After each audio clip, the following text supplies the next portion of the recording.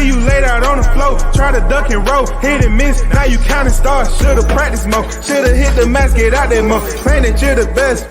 You gotta show me, son, actions over words, baby boy, is you real or what? Talking way too much, world come. Back sports, talking way too much, world come. Back sports, talking way too much, world come. Back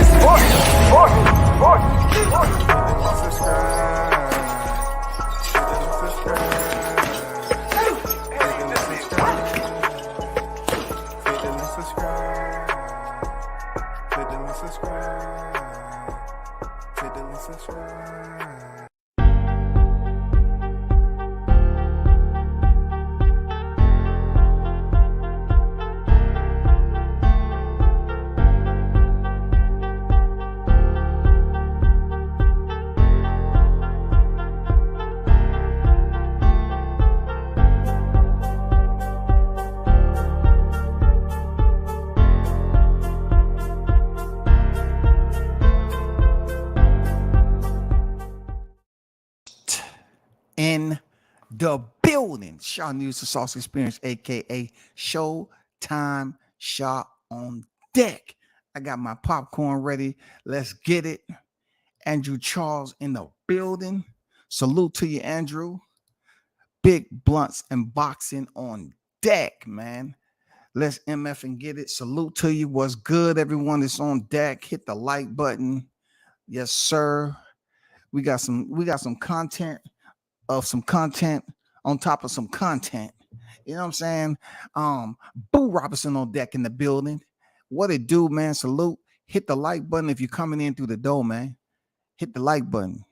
Do your boy one better. You know what I'm saying? Just be consistent on the like button. I appreciate you. You know what I'm saying? Jamal Nixie in the building. Hit the link and subscribe. Hit the link and subscribe. Appreciate that, Neezy. What's good with my brothers, though? Shout out to Dub 100 on deck. Let's go. Salute. I be who I be in the building. I see you. What's good with it, player? How you living? What's good? You already know. Just let me give you a little breakdown. Of course, you know, like I always say, there's some people that may not know, that may have not been informed, but you know, there's a big fight going on July 29th, and I already told the ones who was here long before when I was talking about, you know, boxing. Okay, I pretty much put it out there. It's gonna get real different headed into the fight. It's boxing content at the end of the day. You just got to be creative with whatever you got going on. And that's what I feel that I'm doing. If there's certain people out there that feel some type of way about it, it's nothing I can do because I can't babysit grown ass adults. And if you choose not to like what I'm doing and get mad about it because of how I'm doing it, then that's your problem. Because last time I checked, YTC, you're able to go and freestyle and do what the heck you want to do. Y'all wasn't mad when I had 10 people in the building. You know what I'm saying? Keep the same energy. Y'all wasn't mad when I was talking about Teofimo Lopez. Y'all wasn't mad when I was goddamn talking Deontay Wilder. Y'all wasn't mad at none of that. But all of a sudden this fight come up and people feeling some type of way. But I'm not going to waste too much time on him. All I'm going to say is the ones who support me, I appreciate it. You know, that's where my love goes right there. One love to the supporters, not the haters. And if you changed up for whatever reason, that's what you do. I don't care. I don't really care. But you can like my thumbnail. You know what I'm saying? So you're probably asking yourself, so you know, it's a late night. Tomorrow's Monday. So that's why I'm here. You know, I'm here to give you a live stream right before you go to work tomorrow. You know what I'm saying? Hey, so check this out, man. Shout out to Thomas Henry on deck. You know what I'm saying? I'm trying to do better with the chat, man. You know what I'm saying? Trying to do better with the chat. Scullo on deck. I see you. You know what I'm saying? Hey, that's what I'm saying, Scullo, man. They get mad because of the content I'm doing. You know, I mean, I can't do nothing about that, bro. I can't do nothing about that. So check this out, man. If you're looking at the thumbnail, the word I received is that Crawford has already won the coin toss. You know what I'm saying? So why not go out here and put a flyer? Crawford's already won the coin toss. He'll be walking out second. You know what I'm saying? We're gonna make Errol Spence wait. He could be shadow boxing and getting warm. You know, he and Derek James say, focus. We gotta stay focused. They'll have an ample amount of time in the ring when Crawford is walking down, you know, to second. They have plenty of time for Errol Spence to go over there and hear Derek James whisper in his ear, focus, stay focused. Where your mouthpiece at? Mouthpiece? Okay, focus. You got my mouthpiece? Okay, cool. Focus. Okay. You know what I'm saying? So he already won a coin flip. It's just obvious. You know, he gonna win the fight. He gonna win the coin flip. That's just the way it is, man. You know what I'm saying? Get a hold of yourself. Tighten up. Don't be so angry. So, you know, that's what the flyer is, man. The pay-per-view is gonna be lit Saturday, July 29th.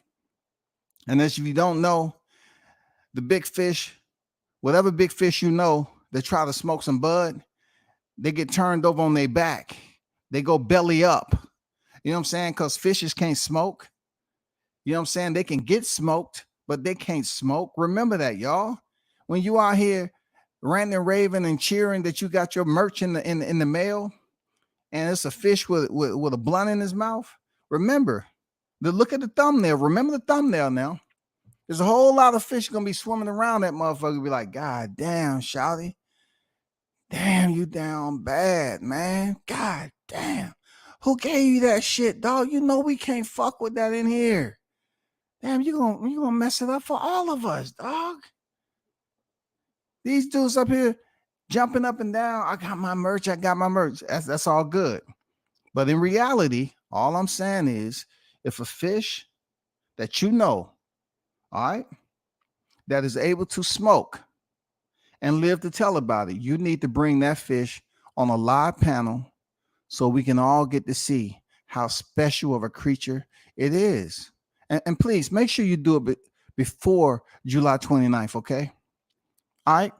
Just make sure you do it before July 29th, because that's pretty much what I'm seeing on my thumbnail.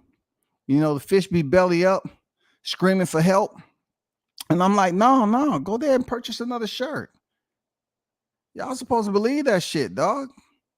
That's what it's about. So we're going to get to some breakdowns, man. I want to get y'all input on something, because I'm just always busy doing what I got to do, of course. But I really want to get the y'all input on some things, because I pretty much had this idea. You know, it's some gyms down here in Atlanta, but it's still room for more. And I always wanted to open up my own gym, right? So I really want to get y'all opinion on, you know, to pick which one you think, some spaces that I want to select to pick a gym, because I just don't talk about it as much, but I always wanted to open up a gym of mine, you know what I'm saying, to do more than boxing, you know, pretty much have a full-blown workout. You know what I'm saying? You can go in there. You want to do MMA, boxing, you know, be able to work out on the heavy bags, speed bags, all that. So I did take some snapshots today, and I want y'all to kind of give me an idea of what you think. This is my first selection right here. And by the way, if you're in the building, can y'all please hit the like button? Don Vaughn, I see you on deck. Salute. What's good? What's good with you? Macworld 1 on deck. Salute to you.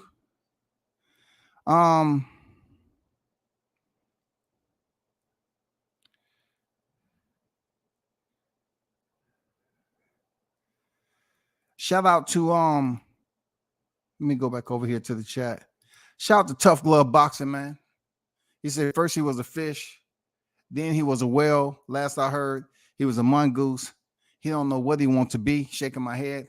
Well, I had to go off the last known, you know, identity that he was trying to undertake. You know what I'm saying? Like, I even set up trail cams there, Tough Glove Boxing. I set up some trail cams. You know what I'm saying? And she cannot catch a motherfucking shark walking through the trails to the damn the ocean and shit. I try to catch this shark that's been known to walk up hallways out of water and everything. I set up some trail cams. I never did get no footage. I would have showed y'all the footage right now. I never was able to get any footage. I try to catch a shark. You know what I'm saying? I try to catch anything. Motherfucking any type of species that's come close to what he has on his shirt to see if it's real. Because a lot of cats riding around here talking about they're going to smoke bud and they want to be a part of the big fish. But I'm like, I just don't see any type of fish that smoke without going belly up. So what kind of person would I be, a veteran, to not identify, you know what I'm saying, the real deal on what happened to these species out here? I'm not saying smoking bad for you. I'm just saying when it comes to fish, it can get real bad. Shout out to Tough Glove Boxing for the $5 super chat, my brother. I appreciate you. One love. Thanks for supporting the channel. You know what I'm saying? Thanks for supporting the channel, man. Gino, what's good? W says salute to the chat. Salute to you. So Swaggy D on deck. You can catch a shark with a fishing pole. I seen it on YouTube. Hey, man, we know we can catch a shark with a goddamn. Hey, I started to put the video up, you know, but I said I'll save it for another day because we like 13 days. I got to layer this out. I got to make sure the contents get heavier and heavier and heavier as July 29th approaches. But back to what I was saying, right? I wanted to open up this gym. I had all these freaking ideas in my head, running that shit, man. I was talking to some people I know. I said, damn. I mean, it's not going to be that difficult for me because I pretty much know what I have to do as far as the paperwork and everything. But I was just coming up with these ideas on, you know, how I wanted to look and all that. So the first one that I have, y'all tell me what you think. I only put 2 up here. And y'all just let me know which picture, you know, gives you the better vibe on where I can open up a gym. Okay. So let me take this comment down right quick and shout out to Swaggy D in the building. So the first one is this one right here. This was the first space that I seen. And they gave me a pretty good deal. You know, if I choose to get it, they say everything comes with it. And you know me, my mind was just racing. I was like, man, I can do a lot of shit with that wood. You know what I'm saying? I can do a lot of stuff with this. I can make a little bit of my money back selling it down here in Atlanta and stuff like that. I really think I can make some things work with this. And they say they pretty much everything comes with it. You know, this is a place that's not open right now. So I'm pretty much taking a load off them with all this furniture. So I'm thinking that might be a pretty decent gym. You know, if I can make it work. Or tell me that's A, and tell me this one right here, B. Tell me what this looked like. I think that would be cool too. I got a little bit of paint. I got to change out some windows or whatever. But I'm thinking I can throw some freaking heavy bags and shit up in there and a 6x6 ring in that bitch. You know what I'm saying? I'm going to take down that Central Furniture stuff and, you know, I'm going to put my own name up there. But I just wanted to get y'all take on that. Like, you know, A, this one right here, this furniture, you know, it's kind of elongated all the way back to the back. I'm thinking about putting like some artificial turf in between so the fighters can run back.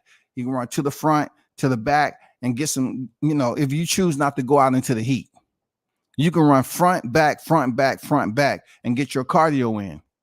And then with pieces of this furniture, I'm creative. I was like, damn, brainstorming, and maybe I can put some furniture that they can do some step-ups with it. Instead of just purchasing some shit, they can just jump up on the motherfucking old-ass furniture and do some step-ups and work on their legs and everything, work on their calves and everything. That'd be a very good workout, bro. You know what I'm saying? Then some of those old couches in the back, just put them up against the side of the wall so when they get tired at the end of practice, they can just sit down, you know what I'm saying, and just let their body cool off.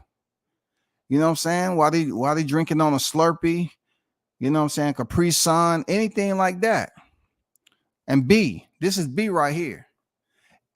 It doesn't look as bad as it is now. Real talk. It's not as bad as it looks.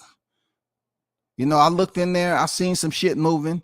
I just got to get exterminator, move some shit around, gut it, you know, take the windows out, take the bars, replace the windows. You know, got some cardboard up there and shit. I think it'll be pretty good, man. Put a little ass ring in there so niggas don't come up there and think they're gonna run doing sparring. Kind of open up a whole nother area of boxing that's not talked about. Like a lot of fighters these days, they don't want to fight on the inside. So I guess if I get a smaller ring, you know what I'm saying, it'll force fighters to fight on the inside and really work on that dirty boxing. You know what I'm saying? Really work on slipping and moving like James Toney used to do. The one and only James Lights Out Toney. He used to be able to be a master at fighting on the inside. That's what I think a 5'5" ring would do. You know what I'm saying? Even 4'4". I mean, I'm talking about head to head, bang, bang, bang, bang, bang. You know, 4-minute rounds, goddamn it. Y'all tell me what you think, though. Real talk. That's what I was doing today. You know, I mean, I really can't decide. It's a hard decision for me. Maybe y'all can help me out. But, you know, I just look at the comments and see which one. You know, both of them are pretty good price. And I really want to try to have this going up and running this year. You know what I'm saying? I want to be able to, you know, get my name out there and all that. So when people come to Atlanta, they know when they step in that 3x3, you know, boxing ring in there, you're going to learn how to fight on the inside when you leave. You're going to know how to fight on the inside, period. Real talk. Shout out to Carlos on deck. WCS salute. I feel like a fat kid at a buffet ready to eat. Can't wait. July 29th, fish fry on deck. Yes, sir. We will be in the building. You know what I'm saying? Ready to eat. That's what it's about. Seriously. Swaggy D said, I like put some point on it and a picture of a punching bag of gloves on the window. Okay, see, that's what I'm talking about. That's what I want. I want some input on and see if that shit's good to go or not. You know what I'm saying? Put some boxing pictures up on the front. Man, I said to myself, I said, this is it, man. I just brainstorming, light bulbs popping. I say, what better place to go find a furniture store to open up the gym I always wanted to do? Plus, I'm going to make sure the Wi-Fi is good so the fighters can go live in there and goddamn show off their training and stuff like that. Wi-Fi got to be on point, man. You know what I'm saying? Blunt say, if Derek can do it, you can do it, OG. I know, man. He gave me inspiration at Blunts. This man gave me inspiration. I say, man, I'm going down here to the alleyways. I'm going to the back streets, man. I know there's some damn properties out there for sale. For real. I know there's some properties out there for sale I can get. Make sure you have a bed just in case someone get put to sleep. See, that's what we're saying. Seriously. That's what I'm talking about. Some of these places already have beds in them. You know, some pillows that they had before. I guess that, you know, the night clerk had to stay over there and do inventory. So they had a little bed with a green wool blanket in there and shit. So, yeah, we'll just use the ones that's already there. Truth be told, we just use the ones that's already there. But as I was talking to my my CFO and chief financial officer, they was giving me some good numbers. Seriously, they was giving me some good numbers on that shit, man. You know what I'm saying? With everything I have to take care and stuff like that, it doesn't seem like it's coming up too bad. You know what I'm saying? I think I can afford it pretty much. You know what I'm saying? I'm gonna try to cut a little corners on a lot of that shit though, because it's just a gym, man. You don't have to decorate it like it's a mall. I'm just gonna go in there, you know, gut the shit out, make some changes, try to get rid of all the rats, and you know, in the one that's B. I think I'm gonna take the one that's in B because it's not that big, so I can put that small ass ring in there, maybe about 2 bags. You know what I'm saying? About two punching bags in that motherfucker, and about 3 or 4 lockers. The rest of the people, they can put their shit on the floor, man. That's the way the old school used to do it. Just put your shit on the floor and goddamn start to train. And then in the back have some room for them to jump rope. stuff like that. I'm not gonna have no AC up in there. I learned that from the great Roy Jones Jr. Don't have no AC in there. You gotta earn AC. You get AC when you leave that bitch. You sweat, you drop that weight. Cause I don't want nobody that think they're gonna cheat in between fights, that think they're gonna come to the gym and have a fat camp. No, nigga. You're gonna burn that shit off in the gym the best way you know how. So we ain't gonna have no AC or nothing. No AC, no heat. When it's winter, you got to build up the body heat. When it's summer, you got to wait till you leave the gym, cut on the car, pull the AC on, wait till that shit cool off. That's how you get it. They ain't gonna never say that WCS gym motherfucker came out there and he wasn't shredded. You know what I'm saying? Nobody. They ain't gonna say it, bro. It's just me. I did Errol look irritated when he was interviewed after the fight. I'm not here to be emotionally invested in how a man look. All I know is I want him to be on weight. He's finally looking like he's shredding down. And that's all I want. I just want him to shred down. You know what I'm saying? Cut that body fat and show up on the way in and make the limit, 147-pound limit. That's all I want. That week is going to be stacked. Inouye versus Fulton and Crawford versus Spence the same week. Yeah. But you know where everybody's going to be paying attention to, except the haters. The haters going to try to act like they can't find the channel. You know what I'm saying? They're going to try to act like they can't find the channel. It's all good, though, because it has a workable shell until they see the real layout. You know what I'm saying? That's all we're looking for is the shell of it. You could get the shell, even though I did see some leaks in that motherfucker. You get the shell worked on and then do the repairs, you should be good to go, man.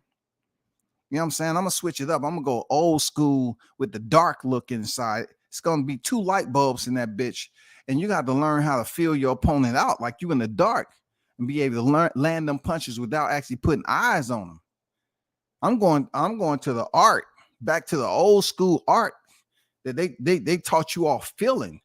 They taught you how to fight nocturnally, dog. That's how they did overseas. They cut the lights off and you had to goddamn work your way through the dark and know how to damn land punches. I can't make it up. Option B looks like you would have the room to train more people. Yeah, that's what I thought, man. Option B, change that color up a little bit. That's what I'm going with. I'm in agreement with option B. You know what I'm saying?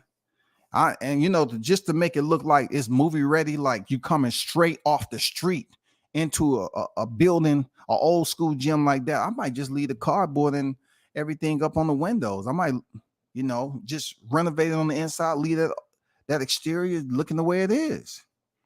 So people drive by that and say, nah, that can't be it right there. Hey, call them up and see where the gym at. Yeah, that's the gym right there. Damn, that motherfucker look old. That's what I want them to say. Well, what you expect? It used to be a furniture store. All right, come on in and have a seat, man. Let's talk. Let's see what your goals are as a boxer. Because we train them, but champions here. You know what I'm saying? Delphi Gym, we got them training nothing but champions over here. WC, what up? My boy Bud gonna show the world why he been pound for pound for years. TBC era. No doubt, man. That's the whole process right there. That's the plan. That's the plan. That's the entire plan. Where we at with it? Don said, did you all peep in all access DJ ask Arrow if he wants to train outside because the gym too humid, but he gonna break Bud? Man, see, y'all just playing too much. Y'all paying attention too much, Don. God damn, man. You trying to tell me he proposed the question after he was up here talking about, hey, man, he's gonna break him. He's gonna break him, dog. Did he want to train outside, dog? I mean, we're talking about through any type of weather, any condition. When you're talking about breaking the man down, you got to be willing to stay in that inclement condition, that adverse condition. If it's humid in there, you got to be willing to stay in that humidity. You trying to tell me he asked, did he want to go outside? Maybe they're not running outside enough, man. Has anybody witnessed them? Has anybody witnessed them running, pushing pavement on the outside, please? Anybody? Has anybody taken a snapshot? Damn. I don't see how that's the case. You know, I want to believe, but it's just hard for me to think that all the breaking stuff been going on, like Beach Street breaking. All right, Beach Street, the king of the beats. You know, we're not talking about that back in the day. No, we're not talking about Planet Rock getting motherfuckers hype and shit. No, we ain't talking about African Bumbo. No, we're talking about what you're trying to say is you're going to break ribs, eye sockets, but yet, excuse me, Mr. Spence. DJ said, "Did you want to train outside? Is it okay? I mean, we can make you a snack before you go out there. Some sea moss. We can hook you up with some sea moss. Yes, the shipment came in. Shawnee sea moss is just on deck. We can give you a sea moss gel, and you can train outside. You know what I mean? Do you want to do that? Okay, you better feed that nigga some sea moss, because if Derek asking him, is it okay? That gym must be hot as hell. I mean, my fault. The furniture store. See, you don't want a lot of stuff to be getting in on the furniture, so it can start fucking up and all that. So it might not be properly ventilated in there. You know what I'm saying? It might not be properly ventilated because the people who had it before, they probably had some nice AC units in there, had it all nice, you know, had it all cool room temp. And now that shit, the AC unit is off, not operable. You know what I'm saying? Can't turn that shit on. No. So it is what it is, bro. Shout out to Andrew Charles, man, with the $10 super chat on deck. Appreciate you, big dog. Say World Combat Sports, man. Salute. Appreciate that, my brother. One love to you for supporting the channel all day, man. I appreciate you. Jameson Edwards II. Salute WCS under 2 weeks away. It is, man. It is. Let's get to some more facts, man. And big shout out to Andrew Charles for that.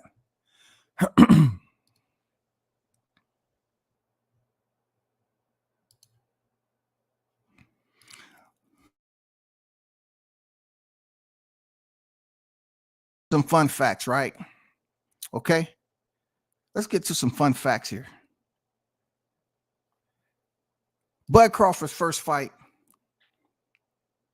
Since moving up to 140 pounds, he came up to the 147-pound super.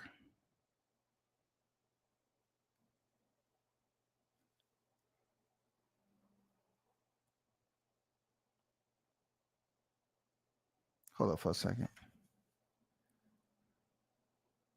He came up from 35 to 40.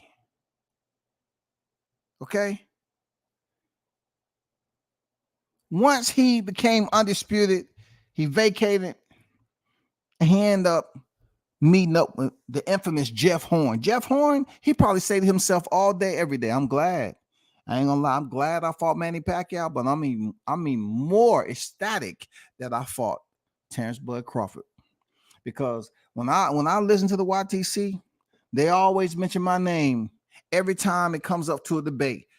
I was the first one he fought through the door into the welterweight division. I feel good. You know what I'm saying? Him and Gamboa feel the same way. Every time a boxing debate come up, him and Gamboa, they perk up. They say, oh, I heard my name. Oh, they still talking about me, man. Mom, come here. Let me hit the replay right quick. See, they was talking about Bud Crawford fighting me as the first fight in the welterweight division. Oh my God, I feel so good. It gets me motivated to really make another title run, Mom. I'm telling you. But he fought Jeff Horn, big Australian fighter, dog. Very big. I like the way Bud moved in that fight. I always like how he places his punches, his timing. Once he gets you down, his timing is impeccable, man. His timing is impeccable. And, he broke Jeff Horn down, who was one of the biggest welterweights that he has fought on his roster. Absolutely one of the biggest welterweights he fought. And Jeff Horn was trying to you all that, you know, shuffling from side to side, like he was going to confuse somebody. He totally underestimated, you know, Crawford and what his background was. He did. And he broke that dude down and stopped him in the 9th round. You know, he stopped that man in the 9th round. That's a fun fact heading into this fight, July 29th. That Terrence Bud Crawford vacated his 140-pound undisputed titles in the 4-belt era, and moved up to fight WBO world champion Jeff Horn. And he was able to successfully earn his first victory in the welterweight division. And what will go on to be many more is he stopped him in the 9th round. That's a fun fact right there. That's a fun fact for the Omaha monster, Terrence Bud Crawford. Next, he was stepping there, oh man, in a very contentious lead up. I don't know if we'll ever get that again from Terrence Crawford in the welterweight division. I don't think even with this fight right here, you know, he's more older. I guess the fight is more mature. You know what I'm saying? He don't really want to give Errol Spence that type of energy that he gave Jose Benavidez, because, you know, Errol Spence eye might pop out and then they'll blame it on Crawford again, because they're always blaming Crawford for something. But him and Benavidez did not like each other, man. Crawford pulled up on this dude, and shout out to Benavidez, man. I got mad respect for the Benavidez brothers. But you know what I'm saying? Crawford wasn't on that respect time. He was on that savage time.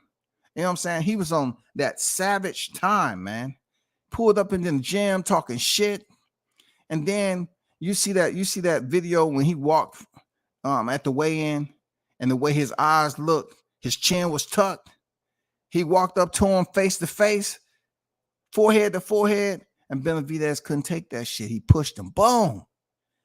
Crawford threw that right cross. I guess he was in the southpaw stance. He swung with his right hand, you know, barely nipped him. You know what I'm saying? I think he nipped the eyebrow, an eyelash, something like that. But he would go on to stop this man in the 12th round. While Benavidez did put up a good account of himself, Crawford steadily broke this man down and showed why he is him, you know what I'm saying, at the welterweight division, and earned his second victory. And that was also the first defense of his WBO infamous welterweight world title. Moving on, he would next go in there and face former world champion Amir Khan. Amir Khan, people will always want to look at this guy like he's not worthy of the accolade. Amir Khan is worthy. Amir Khan has stepped in there with some beast of competition. Unfortunately for Amir Khan, he is in a sport where his opposition is supposed to hit him back. And though he has fast hands and really superb boxing skills to me, you know what I'm saying? He really can box, Amir Khan. Due to his history of individuals knocking him out, you know, very badly, and him being laid out the way he was, it was probably determined that he was born with a defect. That means the switch up at the neurological headquarters cut off fairly easy. And when the glove touch him, he's going to sleep. You know, he loses consciousness. But when I was watching this fight, I was at this fight, and Crawford just came out the gate and really put the gas on Amir Khan early. And Khan went down, and he was struggling to find his rhythm. He was saying, damn, everybody say Crawford, he comes in here slow. Damn, this nigga goddamn is in 6th gear already. So he was beating Amir Khan all over the canvas until he landed a shot that was below the waistline, right? The belt line. And Amir Khan took that opportunity to make a decision. He said, do I continue to get my ass beat, or do I surrender? Do I quit? because he could have continued. Because upon further review, the video showed that Amir Khan was sort of hit on the thigh, just like Ivan Redkach when he was down here in Atlanta, and Regis hit him on the thigh. And he took that opportunity because he was getting his ass kicked. He took that opportunity to say, no, I'm ready to go to the showers and go out on the town and eat. So Amir Khan was looking out into the people who say, oh man, ouch. You know what I'm saying? He wouldn't turn around because Crawford was looking at his ass. Don't quit, nigga. Don't quit. Turn your punk ass around so we can get some more of this, man. Don't quit. Amir Khan, he would not go any further. He said that, he was hit in the groin areas, a low blow, and Crawford ended up getting a stoppage. It wasn't the way he would like, but Amir Khan quit. And also Crawford pressed him in the post-fight conference like, bro, what happened? Come on, man. What happened? What was going on in there, man? Well, you had some other personal issues going on. What's going on? Why you quit? But that would be his second defense. Okay? His second defense. Moving on, he would stop him in the 6th round, okay? Just in case anybody missed that. Moving on. Let's go to the one and only Igis Kavalauskas. They love bringing up Igis every now and then, like they do Gamboa. You know what I'm saying? They bring Gamboa's name up and Jeff Horn, but they bring up Igis' name even more because this was a fight where Crawford seemed, when everybody's jumping around and thought it would be his first, defeat, and Igis was giving him the business. But it seemed like he was knocked down, right? That's why they bring it up a lot. He was hurt by Igis Kavalauskas. He was hurt by Igis. They called him Green Bean, Green Stain, whatever. Whatever. But what we know is when Crawford felt like Igis was getting a little bit too comfortable with landing some shots, he closed the show. You know what I'm saying? He pretty much closed the show, sealed the deal, and showed people he do have levels to his intensity. And he ended up getting that man up out of there in the 9th round. As you can see, Crawford is standing over Kavalauskas, giving him that body energy to say, here, I'm right behind you, man. I'm still here. Get up. Let's continue the fight. You know what I'm saying? And the fight will later be stopped. The fight will later be stopped. Salute to Crawford for allowing us to understand that once you believe that you're getting the best of him, he does have a switch. You know what I'm saying? That switch right there is no telling what's going to happen. He do have a mean streak that consists of flipping the switch on and whooping your ass. You know what I'm saying? On to the next, though. We have the big grand kahuna. You know what I'm saying? Mr. Chocolate Brownie himself. And look, this fight was deemed to be the one that's the first common opponent of Errol Spence Jr. And everybody that was a hater, a lot of them, they was looking for that common opponent to step in there and fight Crawford. And I remember listening to a lot of these lives, and they were saying that, oh man, Kell Brook is big. He went in the 11th round, and Errol Spence, he's big. Crawford small. Crawford can't box with him on the inside. He's just too big. He's just too big, man. He can't do it. Kell Brook gonna end up knocking him out. Kell Brook can punch. He's used to fighting in higher weight classes. Okay. So the 1st, 2nd, and 3rd round went by. Kell Brook was landing some jabs and everything. And then the adjustment factor started to take place where Crawford collected what he needed. He switched stances. He started, popping that jab and landing some shots near the end of the 3rd. And then the 4th, he destroyed him. Tony Weeks said, no. Tony Week kind of emulated the same type of stoppage that he gave Barrosa. But this stoppage right here was warranted. This stoppage right here was warranted. You know what I'm saying? Kell Brook was just sitting up there like he didn't know if he was in the UK or the US. You know what I'm saying? Kell Brook telling people, hey, I'm about to walk home, okay? No. Somebody just tell the team to get my bag. I'm about to walk home. They had to tell Kell Brook, no, you can't walk home. Okay? You can't do that. But you did lose, but you can't walk home. Okay? Relax. Let's go back here. We're gonna put some ice on you, and we're gonna get you back to your coherency. But you lost that fight. Terrence Crawford ended up stopping this man in the 4th round. Real talk, 4th round, got him up out of there. And that was the first common opponent of Errol Spence, who went to the 11th round with Kell Brook. This was the time where, a lot of people saying that how small Terrence was, how small he was, but Jeff Horn was big. Jose Benavidez was tall. You know what I'm saying? Kell Brook was big. But they want to say Kell Brook was old. I already gave you the breakdown of how old Kell Brook was when he fought Errol Spence, and then when he fought Terrence. He ended up stopping him in 4 rounds. Moving on. This right here. Oh, silky. Let me tell you about Showtime. Sean Porter was the one who always come in shape. Shout out to him. Mad respect to Sean Porter. Hell of a resume. You know what I'm saying? Hell of a resume, Sean Porter.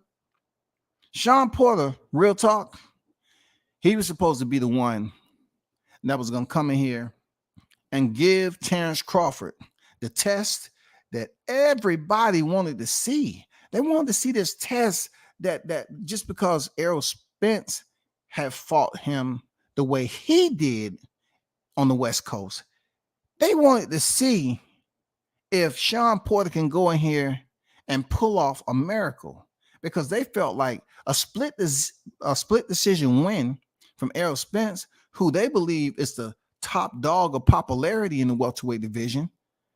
Let's somehow see how this plays out with Sean Porter and Terrence Crawford. Once again, they felt like Sean Porter was going to be the stronger fighter. I remember hearing people saying that if Crawford chose to fight him on the inside, because Crawford doesn't fight well on the inside, that's what they're saying, he could possibly get knocked out because he's chinny, right? Now they're running with the narrative that he's chinny, right? They said Crawford was chinny, and they said that Sean Porter had too much experience with high caliber fighters, and Crawford hasn't fought anybody the caliber of Sean Porter. You know what I'm saying? They was coming up with all these stamps, all these headlines. He fuck around with Sean Porter knock him out because he can't box on the inside. Sean Porter too aggressive with him. He ain't never ran in nobody like Sean Porter. They was kind of right. They was kind of right that he ain't fought a Sean Porter yet. Sean Porter had this aggressive style that, he put on display against Errol Spence. He slipped up, and who knows what the decision would have been if he wouldn't have got knocked down. But it's old news. They was waiting for Sean Porter to try to come in there and be the Black Zorro of boxing. They wanted him to swoop in and lift that WBO title, so the PBC can have this undisputed fight. You know what I'm saying? Where they wanted to be. Because if Sean Porter would have, I'll take that back. Because I don't know for sure if it would have been in Texas. I'll take that back. Sean Porter might have wanted it out of Texas to have a fair shake. So I'm not gonna really say it'll probably be in Texas. I'm not sure how much they would have paid this man. But in the meanwhile, let's not get off topic. He was unsuccessful. Now check this out. It has been said over and over again, these people continue to bring up these bogus ass fraud narratives talking about that Sean Porter was over the hill. When Sean Porter was being praised, right? He was being praised for the way he looked against Terrence Crawford. He was being praised so much of not going in there having this brawler type mentality against Crawford, that people's like, oh man, he might win this fight. He might win. Sean Porter might get it done. I'm hearing all these channels talk about, hey man, see, this was telling y'all about Crawford, man. He wasn't ready. And then I think it was Bomac. I'm not sure. It might have been, I forgot who it was, Shakur. I forgot who it was.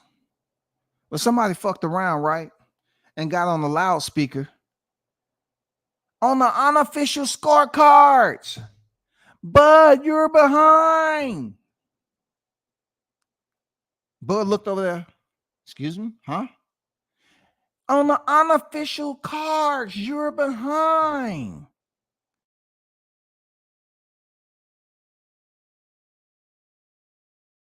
Now, too. How, nigga? But he forgot, shit. How? He just said, how? And then he said, okay. It was a good fight up to then, man. It was a real good fight. I'm not going to lie to you. It was a good-ass fight. It was a back and forth. It was a nice fight. I loved it. Real talk. I was waiting to see the infamous Sean Porter go in there against the caliber opponent of Terrence Crawford, who had pretty much stopped all his opposition up to that point. All this opposition. And then the fact that the common opponent, the second common opponent that was in there, that Errol Spence had fought already, people was trying their damnness to compare these fighters to basically lead up to the Undisputed, to see if the Undisputed is going to be with Crawford and Errol Spence, or Sean Porter and Errol Spence. I know there's a lot of people, right, that still to this day, they was clenching that shit, so they was clenching their fists so much. They probably pulled some motherfucking muscles in there.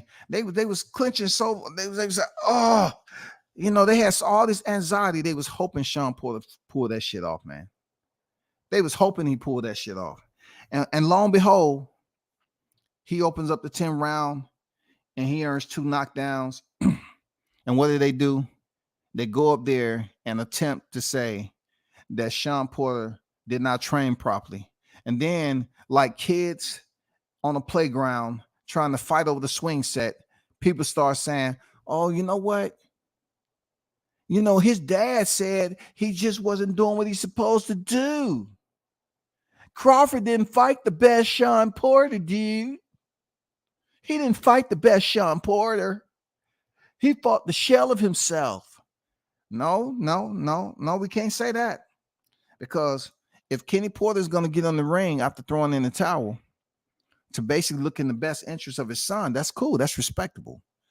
But what we can't do is overlook the fact that they came and they collected the check. Not only did they collect the check, we have to go back to what is called the replay, and look at the fight again on your spare time. And you would say to yourself, Sean Porter was doing a pretty decent job in there. You can't say that Sean Porter didn't look like he wasn't competitive. And I hear Spence say this so much. Man, he was tired. When have you ever known Sean Porter to get tired? Listen, nigga, you probably was too close to Sean Porter during the fight to know if he was tired or not. You was fighting his fight, remember? If you would have fought your fight, it would have been similar to his fight, but maybe you could have had some opportunity and some space to know what was actually going on. You would have had a better view of what was going on and see if he was actually taking some time off or something like that. Who knows? But when I hear Spence try to devalue Sean Porter's conditioning and saying he was tired in there against Crawford, because it's funny how he was tired, but somebody said you behind on the unofficial scorecards in round 9, right at the end of round 9, and he got stopped in round 10. So which round was he tired? Which round was he tired? Because it was a damn good match to me. It was a very good match. But this was the infamous competitive 2-time world champion, the one that lost to Errol Spence and gave up his WBC title, right? The one who lost to Kell Brook, who lost to Errol Spence. You know what I'm saying? So at this point in time, Crawford had fought 2 common opponents in Kell Brook and Sean Porter and stopped them in dominating fashion. He would stop Sean Porter in the 10th round. And let's go to the man himself, the ruthless one, David Avanesyan. Shout out to David Avanesyan, the EBU champion. Shout out to him. Give him his respect. Put some motherfucking respect on David's name. Put some respect on Black Prime's name, goddammit. because we had a lot of people up here advocating for Black Prime. I swear to God, they was full blown, y'all. But before I get knee deep in, and give you the breakdown of David Avanesyan, or whatever, I got to get to the chat. There's a lot of people have something to say. I'm not gonna be able to get to all of them unless you left the freaking super chat or something. I can't do it, y'all. I appreciate y'all tuning in. I'm gonna try to get to who I can get to. You won't be the white your ass and put the baby powder on when you're done. Come on, man. Bud, in 10, 40 and 0. Your blunts can make up. DJ should have told him channel his inner monk. Hey, that's what we haven't really been talking about. The monk. You know what I'm saying? That is the new uniform of the day now. When you want to get yourself centered, meditate, and find your zen, you need to make sure you have the proper garb. Okay? Stop playing. Game has changed. Give him the sea moss, 92 minerals. You know what I'm saying? That's showtime. That's why I said they had the box over there. They didn't give it to him, dog. They had the box. The shipment came in on time. I hit Bo Mac today, sent him that video of my boy catching that shark. I said, "It's almost your turn, coach." He said, "We're going to get the job done." No doubt, man. That's what's up. No doubt. Shout out to Team Crawford, man, in fight camp. Shout out to Bernie the Boxer, So Cold, Red, and the other coach, man. In Conquest with the $2 super chat. One love to your brother. Much appreciated. Thank you for supporting the channel. Feliciano, what's good with you? Shout out to my guy, Town Biz, Sports and Entertainment on deck, man. What it do, Town? July 29th can't come soon enough. You already know, man. You already know it can't come as quick as we want it to come because, truth be told, we got to be patient and put up with a little bit more of the whining, bitching, and complaining, and the queefing. You know what I'm saying? The queefing that goes on in this YTC. You know what I'm saying? It's a lot of queefing going on. If you don't know what queefing is, look it up. Look it up, man. Aero training give me 50 push-ups a.m. I'm at 50 yet, man. Let me see. Aero training give me 50 push-ups. Am I at 50 yet, man? Bud give me 100 push-ups. Make it 150. He's gonna break Bud. Blu-ray must have broke DJ Will. Hey, man, I tell you, Blu-ray should have been on deck. Real talk. He should have been on deck for this one. I don't think they can handle it right now, though. The coin flip was whoever win the coin toss, they can choose to walk out first or second. Absolutely. Absolutely. You know what I'm saying? Absolutely. Whoever chooses the walk out first or second. And come on, truth be told, man, whoever wins the coin toss, where they're going to walk out. Come on, man. You want to be the last one to the ring. Take your motherfucking time. You don't want to be in there waiting. You know what I'm saying? It's gamesmanship, man. It's gamesmanship, man. They want you to wait. How ironic. Khan hit Judah years back in the same way. Damn. I can tell you like this. That night right there, that man wasn't trying to fight no more. Bud came out the opening bell and he was full gas ahead. Instead of filling that shit up with 93, they put diesel in that bitch with a tad bit of octane boost. I'm a little surprised Errol didn't at least fight for undisputed prior to Bud joining 147. Trust, I totally understand the politics of the game play a part in the fights being made. And we all surprised when it comes down to debate, Carlos. Because if you was in that division longer than Bud, and this is always a discrepancy that they try to use against Bud, that he was in he came in the sport prior to in 08, and they act like the man didn't do anything. He's been lied on and saying he could have came into the sport at a higher weight class. When you say that somebody who was picking up chips at a lower weight, they could have came in at a higher weight. Why? Because if he would have came in at a higher weight and made it to the 147-pound division at an earlier date, it may not have never been this July 29th date coming up between him and Errol Spence. It might have been Bud Crawford and Keith Thurman. It might have been somebody else. It may not have been what we're waiting on at the T-Mobile Arena this month. So everything happens for a reason, besides the bullshit ass hate that goes on in this YTC. That's the only shit that don't happen for a reason. It ain't no reason except these motherfuckers haters. Swat Jones on deck. I see you, man. WCS salute, big dog. I've been listening, driving. Dope content, OG. I appreciate you, big dog. You know what I'm saying? Hopefully all was well. Shout out to Rice Eater 79 in the building. They say Crawford went 12 rounds with one-legged Benavidez, but Spence went 12 with Porter, who Bud stopped in 10. Spence won't last as long as Benavidez. And shout out to Rice Eater 79 with a $5 super chat on deck. Hey, man, our intentions as supporters is that he goes out here and gets it done in earlier fashion. Like, he doesn't have that same rapport that he had with Sean Porter. I'm not no way, shape, or form speaking for Bud Crawford.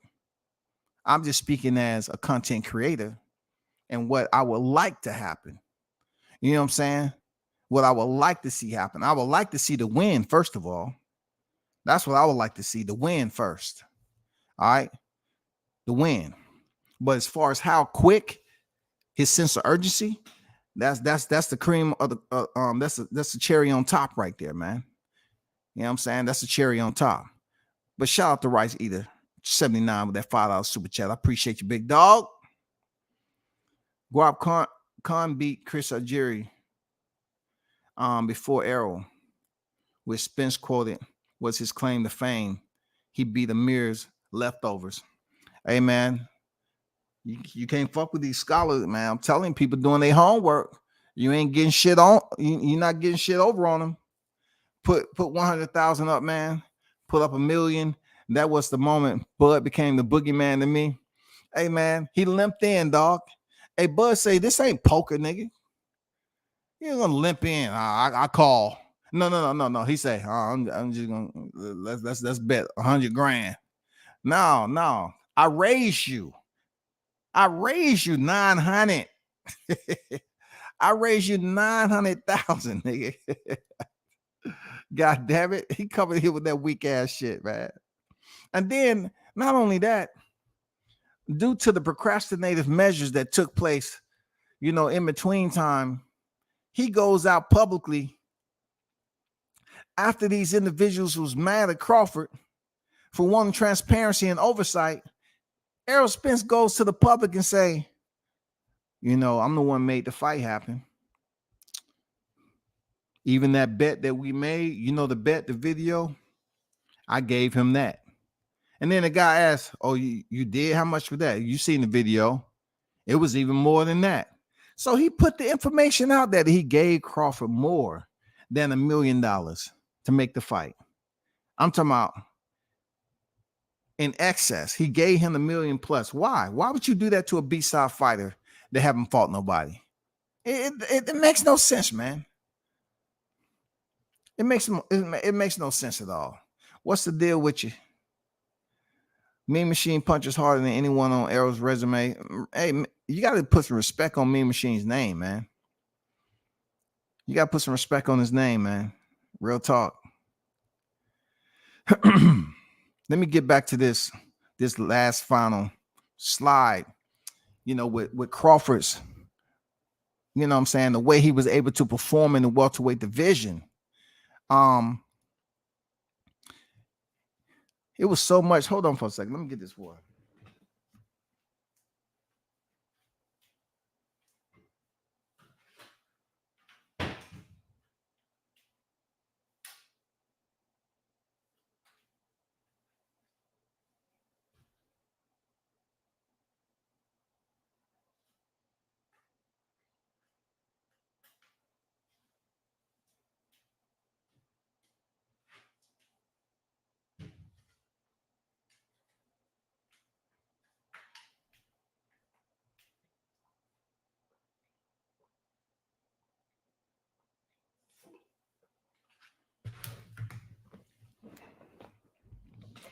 So this transition right here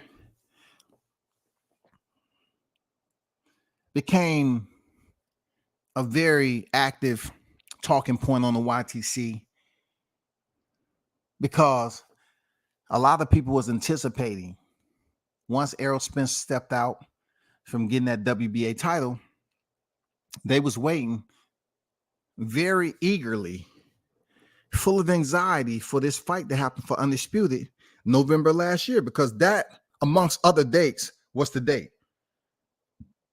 We heard people put out false information that the announcement was going to be July 4th, September 4th, all this other rhetoric. So what we did find out was that they was in negotiations, and within, in negotiations, everybody that wanted to became a bystander and a volunteer worker as an advisor or manager. I never seen so many people trying to be Al Heyman in my motherfucking life on this YTC. I swear to God, every time you turned on, you had people, well, when you look at the numbers, the business aspect of it, from what I've, known over the past, because I've been doing this for a long time, Crawford doesn't deserve, what we hear, 35. He don't deserve no more than 15, 20%. Okay. Due to his resume, the age, what I'm saying, and all that, it just doesn't deserve this. I mean, you have so many people up there talking about what the fighter should get, primarily what Crawford shouldn't get. You know what I'm saying? And then people was up here acting like they was about to send out a mob, a lynch mob of people once negotiation was hot and heavy, and then somehow this false information was being leaked out. And someone said, oh, they're having issues with the negotiation because, come to find out, Crawford was going to get the net pay on the back end with no guarantee money or any of that. And he wanted oversight on the books and transparency. And people was up here acting like he committed a crime. The man wanted to do what you're supposed to do in the business to verify the numbers. I swear to God, y'all, you had people stand up and they can give you the biggest breakdown ever on why Crawford shouldn't get the numbers that was being leaked out, supposedly. Why he didn't deserve those numbers. You know what I'm saying? Why he should just be the challenger. Why he should take less money. Well, it can't get any more less than that, getting that pay. You know what I'm saying? Getting that pay. And he wanted to fight in 2022. So with everything that was going on, the leaked information, and people acting like unemployed life coaches and CFOs and advisors and managers, it was just so messy on this bitch, man. I mean, the YTC was just so convoluted with debris and trash blowing in the alleyways. Everybody wanted to act like they was on the team. And look, the content creators really didn't know shit. And then I remember when the information leaked out on Boxing Scene that, Steven Espinosa was saying that they was concerned that Crawford was no longer committed to move forward after they sent back the revisions. And then, once again, they continued with the smear campaign that Crawford, he didn't want the fight. He was ducking. He shouldn't have been up there trying to ask for all that money. He didn't deserve it. I mean, they was running a smear campaign on this man like they the one that initially started off wrapping his hands when he was a kid. I can't make this shit up. I mean, the smear campaign that they ran on this guy, was unfucking believable. This was while the negotiation was going on. And then when they found out the infamous New Jersey Shore 7-Eleven grabbed me a Slurpee and a hot dog, chili on top, went down in New Jersey, well, that supposedly information was out. Well, Crawford was talking to BOK Prime in the process of talking to PBC. So he was negotiating in bad faith. He is not a good man. No, he's not a good man. He needs Jesus. I mean, they was talking like Crawford was supposed to consult with them, dog. Like they was actually speaking on this shit every day, man. Like throughout the night, they came up with something new. Oh man, my sources told me. My sources told me. My sources told me. And then, here come Blue Blood talking about, well, me and Crawford had a face-to-face. And to be honest, when he seen me, he didn't know I was with BLK Prime. He didn't know that, I knew that he had called my peoples, because I was a silent partner to a silent commentator to be silent. You know what I'm saying? The shit was messy as hell on this bitch, man. You couldn't tell which direction this shit was going. It was so freaking messy, bro. And then look at it. Look, when you try to figure out when the process actually stalled out and Crawford said, this is it, I'm headed the opposite direction because I made it perfectly clear I want to fight this year in 2022. It was made evident that once the final revision came back, they had this year on there. It makes all the sense in the world because at the beginning of the year, don't they get a budget and all that stuff? But I don't want to get in the business of boxing. I really don't want to get in the numbers. Seriously. All we know is Crawford went a different route. He made a command decision, which was beneficial to his profession and his income as a fighter. And he went over there and still got paid handsomely with BOK Prime. And also on top of that, it was in his hometown, Omaha. He fought a top-ranked, not the promotion, but a top-ranked opponent in David Avanesyan. And he stopped him in Omaha, Nebraska, packed out the house. So with that said, I still look at it like a superb decision. Who are you when you hear people tell you that fighters are going broke all the time? Money as you possibly can. Who are you to say what a fighter don't deserve and what they shouldn't make when you're working a regular 9-to-5 job? Who are you to know that once this fighter hang up the gloves, you're not going to be the one that's giving them residual income for the rest of their life so they can have some money to make the copay for their medical bills? But if you ask and listen to some of these cats on the YTC, they know everything about that day. But the positive outlook is that where we at now, because he dispersed of David Avanesyan, and I don't know what the hell Errol Spence was doing. You know what I'm saying? He did show up at a Frank Martin fight in December. But besides that, we didn't know too much about what he was doing. Anyway, moving on to 2023, I'm not going through all the logistics as far as the leak audio and all the back and forth and how silent the aerosexuals became because they didn't know what the fuck was going on. All the fake ass sources that they said they had. No one knew about the damn negotiation process this year. It wasn't nobody up here talking about splits. We still got people trying to find out what the split is. Since they can't find out the split, what they talking about? Well, the one who made the fight was Errol. Who gives a fuck? Who gives a fuck who made the fight?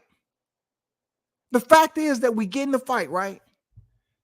Y'all want to sit up here and talk about, oh man, Errol made the fight. Who gives a damn? Y'all just ignore the fact that Crawford said on stage in front of the cameras that he called the man up. Okay, both of them communicating, and they was able to come to a decision. Both fighters had put up their specific details on who did what. Errol can run with, he gave Crawford all these concessions and everything. Okay, cool for you. Cool for you. That's where it's supposed to be. You want the fight so bad. You made the declaration. You put it out there. It was on the manifesto for you to become welterweight undisputed. Then now what? You make it happen. You got to do what it takes to make it happen. Unlike the first time you was in negotiation and they wanted to give this man crumbs. They wanted to give him an empty ass chip bag. Just get the crumbs out of there, man. Hold it up to your mouth. Just shake it out. You get it. That should be enough to feed you and your family. It was all bad, man. It was all bad. So to hear both fighters talking about they had to get together and make this fight happen, and supposedly, they both getting guaranteed, which is great, which is awesome. It's always going to be people that's upset, but the fight is going to be in a neutral battle zone. You know what I'm saying? The infamous Las Vegas, the T-Mobile Arena. This is where we at right now. Real talk. This is where we at. Let me take down Avanesyan and put back up my thumbnail. This is where we at. We have gotten past the first pressers. We have seen multiple pressers, dog. Multiple pressers, multiple interviews of both Terrence Crawford and Errol Spence. What you didn't know, you should know by now. And what we know on the YTC is, with all the new information that's out here accessible to us, right? Accessible to us to take and speak on it in any way you feel, it's enough information out here for us. New information. But as you know, there are still individuals out here that are mully grubs. They're extremely agitated, and they choose to want to talk about old, stale information.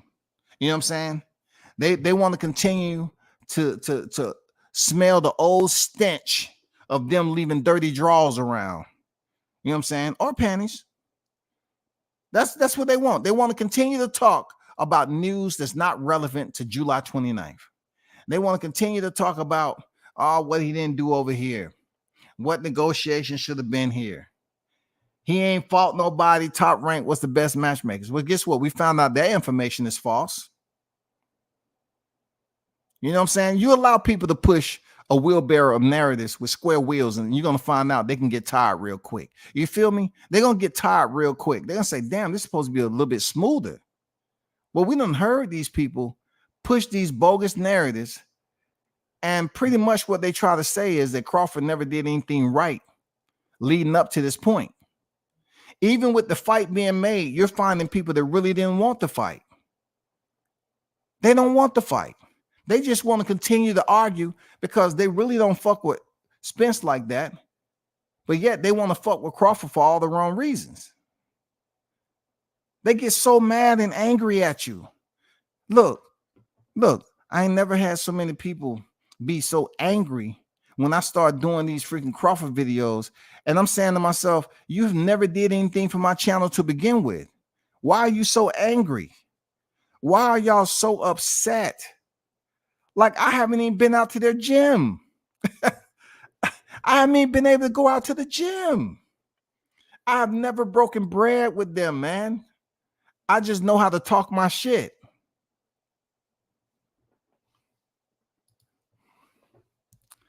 MD Mills on deck. What's good?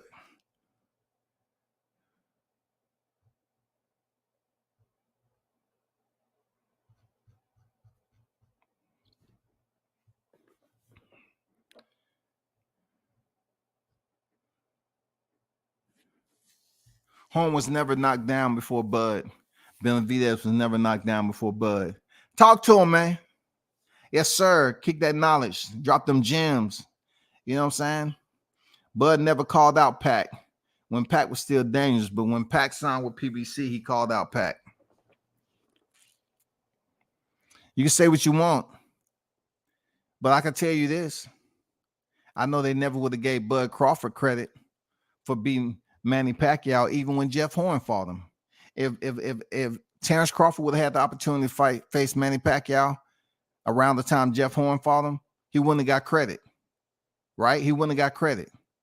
If he would have fought Pacquiao, if he would have linked up, lined themselves, if he would have fought Pacquiao after Pacquiao picked up the title, you know what I'm saying? Just coincidental, whatever. After he picked up the title from Keith Thurman and he went in there and stopped Manny Pacquiao, they would have said Manny Pacquiao already lost. He was over the hill. He already lost before, man. Just look at the one Manuel Marquez fight. Come on, man. Man, he's an 8 division champion. Yeah, he's over the hill, man, past his prime. Can you imagine? They would have said that shit. Because they're not going to give this man credit until he go in here this month and get the job done. They're not going to give this man credit. And even then, they're going to come up with something. A lot of these channels that's so-called supporting Errol Spence, right? And I don't have nothing against Errol Spence like that. I don't know why dudes that's never covered a fight in their life so mad. But this is my deal with it. Both fighters are elite fighters. They on the pound for pound list, period. They're on the pound for pound list, period. But my understanding is that when this whole deal was in a hiatus, like people was trying to find out if the fight was going to be signed this year. I know the L sexuals wasn't talking about it. They was quiet. They was busy talking about Bud every day, all day. They wasn't even talking about boxing. They was just talking about Bud ain't doing this, Bud ain't doing that. They really had that thumb in a nice little place, man. I swear to God. They had their thumb in that place, man. If it wasn't in their mouth, you already know where it is before that. And I couldn't quite understand why they kept going at this man like that, right? They wouldn't talk boxing. They didn't know shit about negotiations. All the sources that they had in 2022 had went MIA. Or just they were just lying. And now we get to 2023 and the news break. And the fighters break it on IG. And you had some people trying to claim that they already knew the information was coming. And then when you hear two black men get on there and talk, the first thing they want to do is talk about how they're talking. Not what they're talking about, but how they're talking. How they talking. I remember they were saying Crawford was reading flashcards when he did his IG. Well, guess what? That video is long gone. It went viral. I mean, we use the content as much as possible. Now we have all these videos out here that the fight is official, and they still talking about what ain't right. You know what I'm saying? He didn't do this right. Errol Spence, if it wasn't for Errol Spence, the fight wouldn't be happening. I saw a guy, a content creator, another channel said that if Errol Spence wouldn't have made the fight, if Errol Spence didn't make the fight never would have got done. And somehow they was trying to put it as if Errol Spence should be at a higher weight class, 154. So pretty much what they were saying about what we thought about Terrence Crawford, them aging him out, they was trying to make it seem like Terrence was pretty much waiting for Errol Spence to move up in weight, which wouldn't make any sense. Because if he was to move up in weight and get off the titles, it would take that much energy for Crawford to go collect the titles. All three of them. It would take that much more energy. So that didn't make any sense. You know, goofball. That didn't make any sense at all.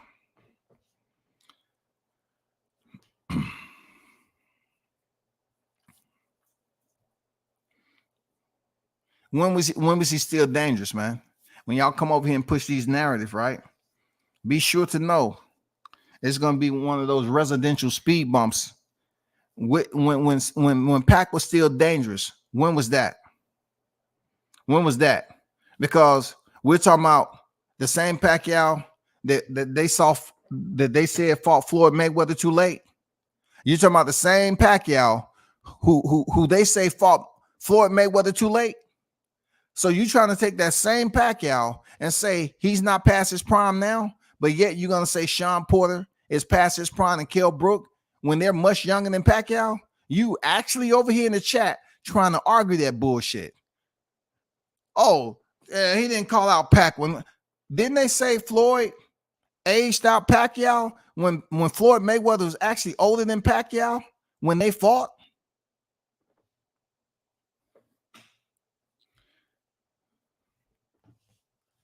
Horn and Benavidez was not C fighters, man. Not at all. You're capping. You're absolutely being dishonest with yourself. They would not C fighters, bro. When it first happened about the fight not happening, I remember being mad at first, but man, oh man, then I experienced the messing of YouTube content. Yeah, man, it was out of control. And that's what they wanted to be. They wanted that shit to be out of control.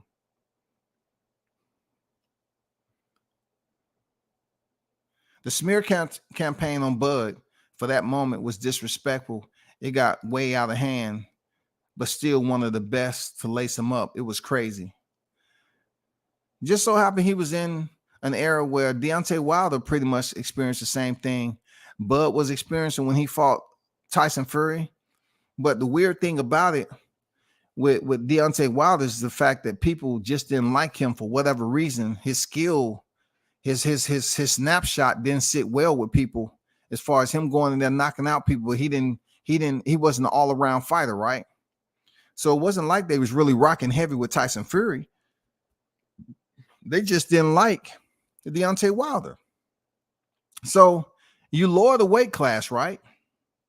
And you go down to the 147 pound. You have fighters who are skilled fighters, and then they pick the fighter who is ultimately, the more versatile fighter, who's accomplished more in his career, giving you the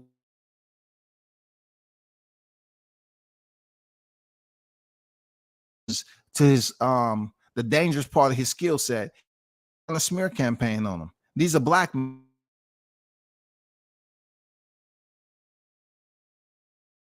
extremists. They're no different than anybody who was white that would sit up here and be running a smear campaign on a black person. They was black and they was running a smear campaign on a black fighter. They was black doing this. They had no problem doing it. They still don't have a problem doing it. What I say in relation to Arrow is not personal. They was getting personal. You go on Twitter, I'm barely on Twitter.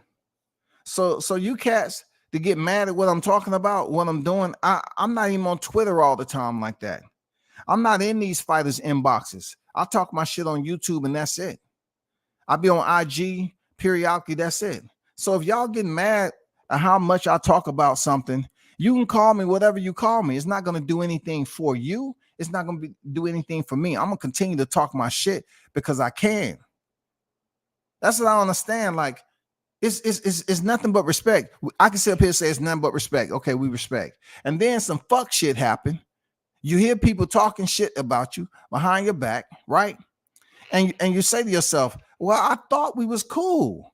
What did I do to them? You know what I'm saying? But hey, it's all good. Because if somebody's getting mad or how my presentations are going, then that means it may be something on here that you like or dislike. But more so, you paying attention. And that's what you're talking about it for. It is what it is, bro. Bomac is an overrated trainer. Also, all his other fighters getting beat up. Man, being a boxing trainer is difficult, especially as a boxer. All right. You're not going to find too many boxers, right? Look at Buddy McGirt now. Buddy McGirt had Maxim Dedashev. He was telling them, hey, I'm going to shut it down. This man has had multiple world champions under his charge now. He can't win them all. He can't win them all. And shout out to Buddy McGirt, man. Good dude. He can't win them all. It's tough being a motherfucking trainer. It's tough, man. It's tough being a trainer. Not every boxing trainer boxed.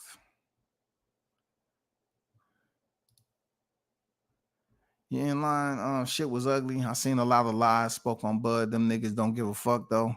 No, they don't, man. But it's not like we have to give an F ourselves. You know what I'm saying?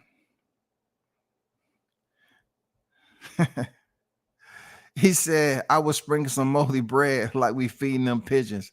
You know what I'm saying? Hand feed them, dog. If they look too homely, man, if they look like they ain't gonna make it up to the first breadcrumb they're done, just hand feed them. They get up on you, slap the shit out of them. Get the fuck out of here. Try to eat for free. You know what I'm saying? Try to eat for free.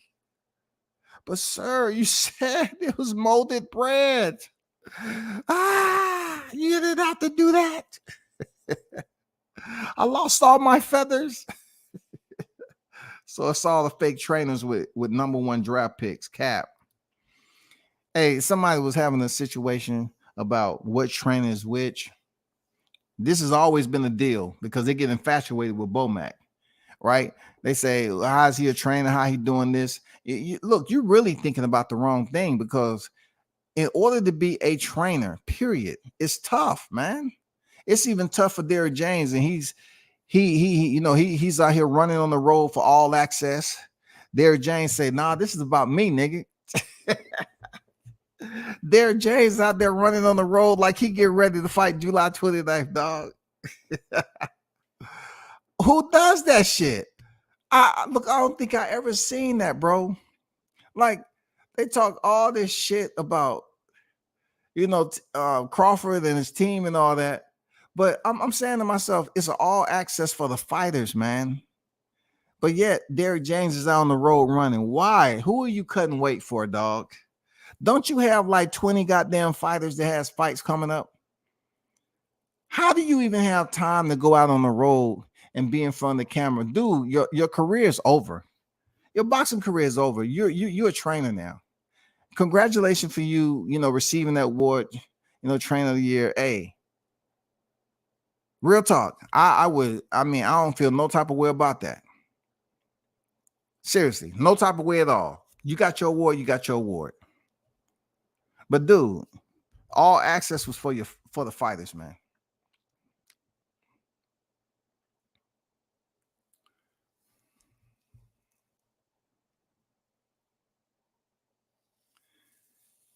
Let me read this Stray's comment. He said Crawford is a duck, didn't want no smoke with Errol, and that's why he got all these outrageous demands. Crawford is a fraud. So him negotiating his worth, right? Ben should not a member of the team, right? So how do you know the demands was outrageous? All you're doing is listening to one side of the story, right? So you've actually heard them speak on the negotiations being agreed upon and them being able to make the fight. Were you there? Or did you have in your miracle ear? Did you make your payment? Or were you wasn't able to hear that? They pretty much said that the fight was made. You up here worrying about one-sided stories and just fudging it, to make it seem like I want this to look the way I want to look. How do you know about the outrageous demands? What demands were outrageous? Negotiating what you're worth? Negotiating what you're worth? Or you mad about the coin flip? Which one are you mad at? The coin flip? That Crawford won the coin flip already? On WCS's freaking live? What are you mad at? What outrageous demands? The ring size? Was it the ring size? Because I haven't heard anything about the ring size. What's the split? You got to be mad at something. What gloves is he wearing? What gloves is he wearing? What gloves? Seriously. The fight is July 29th. So what demands? You can't be talking about that old shit, dog. Derrick James, hands down, better training than Bomac. If you feel that, I'm not the one to tell you any different. This is about the fighters. Why y'all focus on the trainers though? What's going on? Why y'all focus on the trainers? Y'all infatuated with Bomac and them? I mean, why y'all focus on the trainer? He has two other trainers there too. Why y'all just focus on Bomac? Last time I checked, Crawford said he's been knowing them since way back and everything is not broke. So why try to fix it? Things seem to be running smoothly over there. I'm not saying they don't have no issues. Like I said, I'm on the outside looking in. I don't know. But it seems like y'all are being extremely a sideline cheerleader, just making up shit. It's like y'all want people to give you cheers for teams, but you over here waiting for Crawford to come out so you can say, oh, Crawford, you're making outrageous demands. Can you give us just a little bit of it? You know what I'm saying? Just tell us a little bit about these outrageous demands. I mean, it don't make any sense to me. Being a motherfucking trainer is hard, man.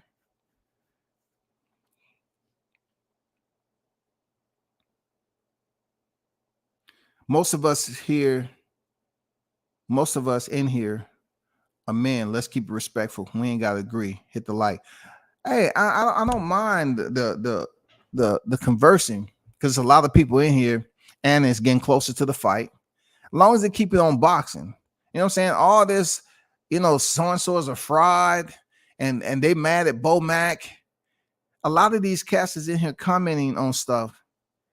They're probably not on. Let me see. Let me check something right quick. Let me prove my point. Let me prove my point right quick. Let me go up here.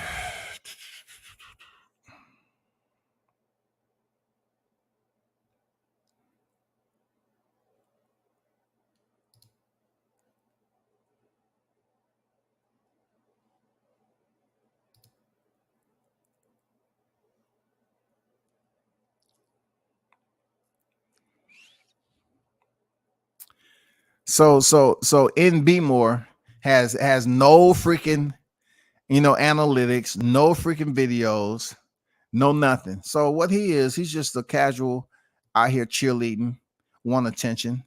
He's not a content creator. You know what I'm saying? He's not really doing anything, no videos. He's not really putting in any extra work. You know what I'm saying? It's all good though. You over here in the chat giving me a view. And salute to everyone who pulled up tonight. It's a late nighter, you know what I'm saying? At Right See the Bud, outside of Ugas, Spence last 6-7 opponents has less losses than David Avanesyan. When Lamont Peterson went 12 hard rounds with David Avanesyan and took his WBA strap, they gave him his props for a tough win. But when Bud knocks him out in 6, Sully Avanesyan is a bum. Hey, man. Also, Avanesyan was an interim title holder, too. You know what I'm saying? But look, this is what they was arguing about there, MD. And shout out to MD Mills in the building. They was arguing about Bud removing David Avanesyan from his EBU title match, title bout across the pond to come over here to fight Bud. They was trying to say, well, the fighters that was on that fight card, they didn't get paid. So you think when it comes to boxing, how fighters are shuffled around a lot, you think he's not going to come over here and get paid a little bit more money than he was over there? Come on. Of course he is. And also he get to step in there and fight Terrence Bud Crawford, who also have a common opponent in Igor Kavalaskis. So, David might have went in there saying, I get some get back. You know what I'm saying? I'm fighting Igor Kavalaskis to Terrence Crawford. Hey, whatever makes him happy, dog. I get to get some get back. I get to run the fade. I ain't like how he did me dirty. Could you have fought Pac before Pac fought Jeff Horn? We all know Pac don't duck smoke. Man, get out of here with that shit, man. You stuck on Manny Pacquiao. You act like you're a Filipino fighter, still trying to keep Manny's name relevant, bro. Man, didn't they say Floyd was Asian Manny out? They was Asian him out, right? But Manny's still fighting to end up beating Keith Thurman. Why are we talking about this?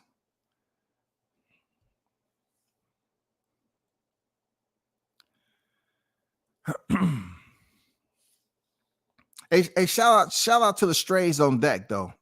Shout out to the strays on deck, man.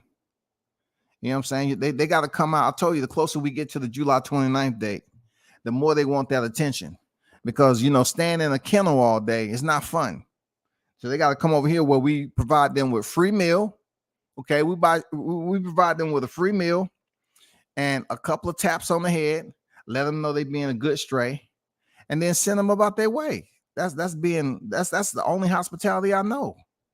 Bob Arum said himself he didn't want Pac to ruin his career fighting Bud. Hey, man, good info. They're not going to give Bud his credit, like I said. And even when he go in here and destroy Spence in 2 weeks, they're going to try to come up with something else. Oh, he didn't look the same. He came over to Vegas too early. Derrick James had too much on his plate. The referee wasn't doing his job. The AC was a little bit colder than usual. He wasn't able to warm up properly. His jump rope wasn't his same jump rope. His mouthpiece didn't fit right. Was the dude who fought Martin last night a nobody? I mean, if you're asking me, the dude gave a good account of himself. But if you look at Frank Martin going in there fighting Artem, they're gonna give Artem all the praise in the world for fighting a tough fight because he's fighting a protege of Errol Spence Jr. You know what I'm saying? So they're gonna big him up. And what's wild about it, usually when it comes to the YTC and people be picking fighters, they usually zone in on dark skinned fighters for some reason. You know what I'm saying? They zoned in on Deontay Wilder, they zoned in on Bud Crawford. Seriously. But I guess they're gonna give Frank Martin the pass because he's on the man down team. I'm serious, man. That's the most fucked up thing you can think about. But it happens on this shit. Shout out to Trick Noty, man. What's good, WCS? Chat, good evening tonight. WCS, my man, strength. Protein shakes will be on the 29th. Chocolate flavor with chillin' flakes. Yes, sir. We're going to make that shit nice. We're going to put enough protein in that motherfucker. And we're going to make it right. You know what I'm saying? And we're going to give them a dab of sea moss in there. You know what I'm saying? We're going to get a dab of sea moss, man. To spruce it up a little bit, that Trick. Is the spruce it up. Hey, Trick, these strays over here, man. They angry as always. I'm like, why are you over here? Why are you angry? Come over here with a smile on your face. Your smile should be so bright I can see it through your text. The characters that you type, I should see that smile. I say, oh, okay, they happy. You know what I'm saying? You should put a smiley emoji in that bitch, man. Bud gonna make Errol a shell of himself, just like he does to every undefeated champion. Well, as I put up here earlier, I already made the flyer. You know what I'm saying? We're gonna basically, amongst the fish fry, we're gonna celebrate Errol Spence going away, his retirement, period. You know what I'm saying? We're gonna celebrate his retirement, man. That's the only way we know how to do it over here. Welcome to retirement celebration on Errol Spence Jr. We're gonna make this a grand departure the right way. And you know what it is, Mark. Salute to you. That's look, let's not play. The one that's with the promotion is Errol Spence. Just like I say, they missed some intricate details about his accolades when he showed up over there in the presser. They purposely did that. So, I mean, that's the game they playing, man. They're continuing to prove to Terrence, I'm not going to show you any extra love. You didn't sign a promotional deal with us. You know what I'm saying? So we're not going to show you no love. You know what I'm saying? That's where it's at with it.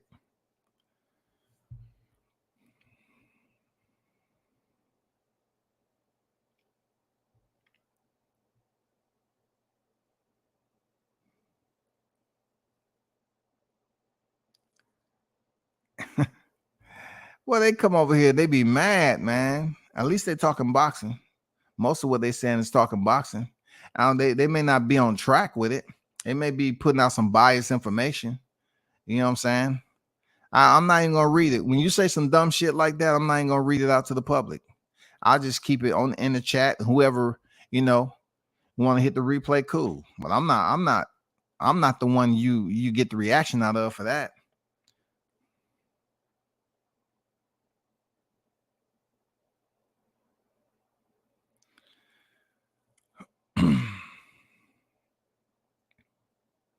The stupidest thing is dudes calling Bud a duck when he's literally about to knock out Errol. What did he duck? I mean, you're supposed to slip punches, right? What did he duck? Being lowball? He ducked underneath a shot? What did he duck? Because last time I checked, the fight is official. Why we got people talking about false information, talking about he ducked? He slipped underneath and got that $1 million. He slipped underneath another one, you know what I'm saying, and got this fight signed.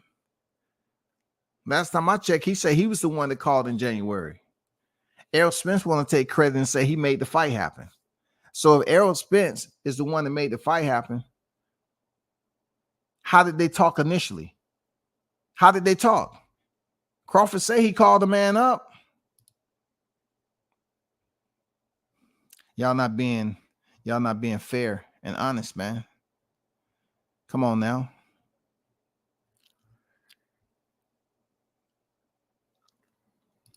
Spence would be one of Spence easiest. Spence would be one of Crawford would be Spence would be one of Crawford's easiest fights at 147. People will say Spence was washed after Crawford destroys him and make him look simple. Then they're gonna start bringing up everything. He did too many interviews. The gym was too hot. They had to move furniture around to actually get some good workouts in. Stop it, man.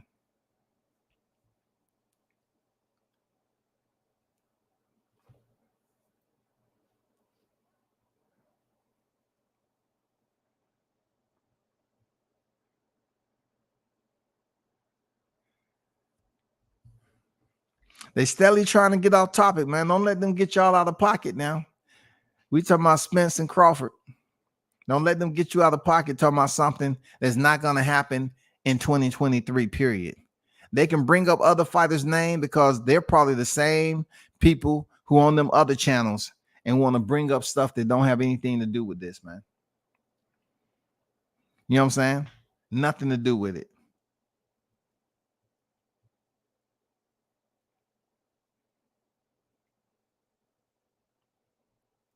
As much as Terrence Crawford is heard up to this point, I would think that he has thick skin anyway.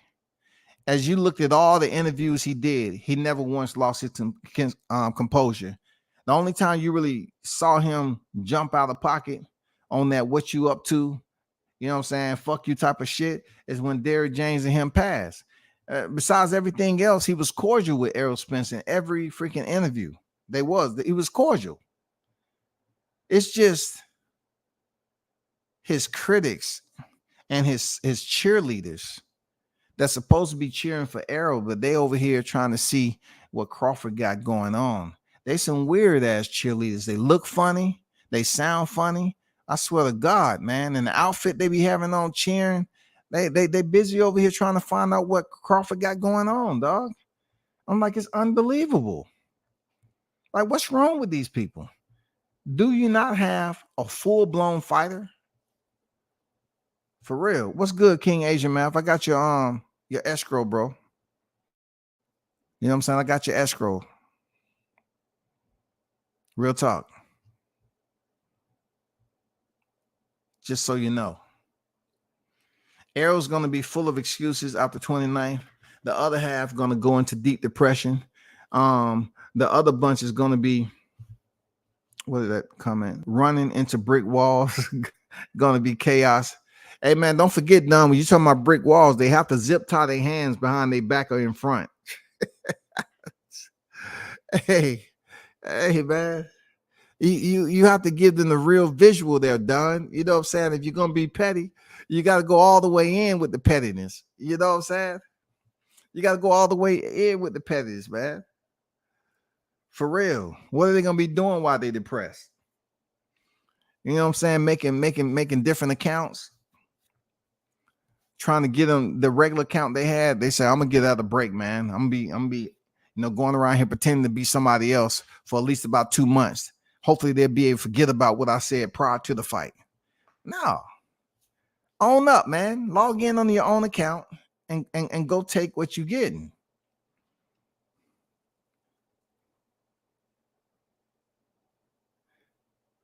Go ahead. What's your boxing question, man? I'm not doing a panel now. I'm actually about to. I'm not doing a panel tonight.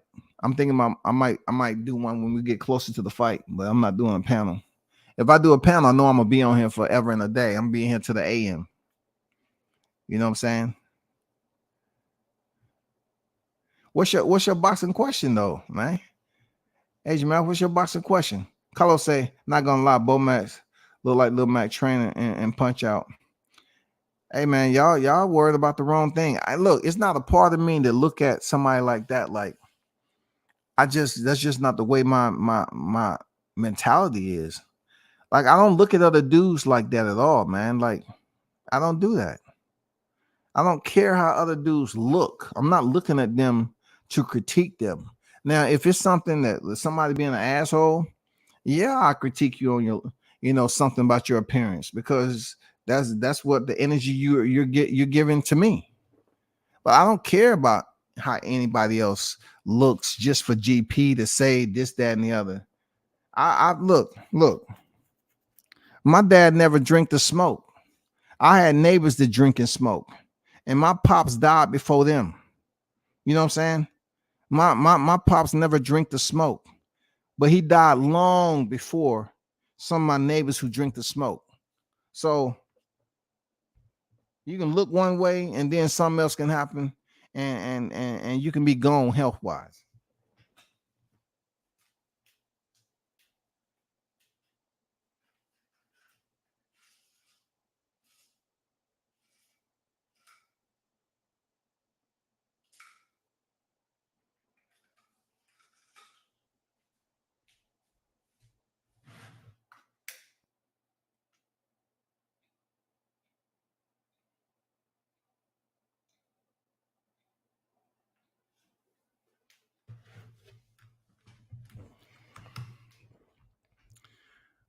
Puffy James. I like that, man. Puffy James. Hey, you're right, man. Hey, he said Puffy James. You're right. Hey, Tyrese, you're right. That dude be trying to be in everything, ain't he? Goddamn, he want to be in every video. Hey, he want to be in all that shit, dog.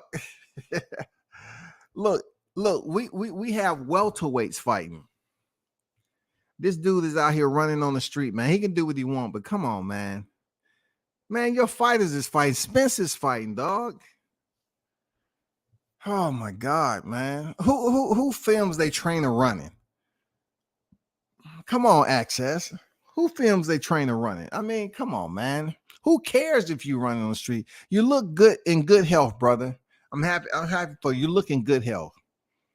But I mean, come on, bro. It's for the boxers, man. It's for the boxers, man. I mean, we don't see Bernie the boxer out there being filmed on Access. You see them, they about to go on the road and run together with their fighter. That's what they doing. Bud already said Errol doesn't like going on back foot. He gonna walk Spence down. They're gonna have to figure it out. I'm pretty sure they're coming up with a great solid game plan. You know what I'm saying? Prime Bud Crawford at 135.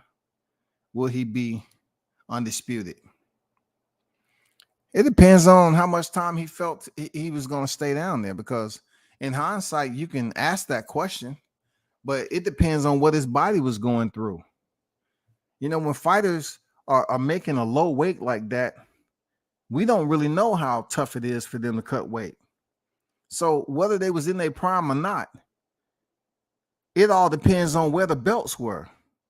If them collecting all the belts required them to go from fighter to fighter to fighter, and the belts wasn't collected by another person who had two belts, and maybe Bud had two belts, like he did Julius Ndongo, then it's going to take way longer to collect it. And then you got to think about them continuing to have to set the fight up, go through fight camp, make weight. You don't want to stay in a division too long, man, and lose the belts on the scales. Then it seems like you wasted all that time for nothing instead of moving up when you could have. So when I look at all these decisions that Crawford made, you're talking about somebody who didn't drop belts on the scale. He wasn't like super forced to move up due to running into a wall. He wasn't forced. He did everything right.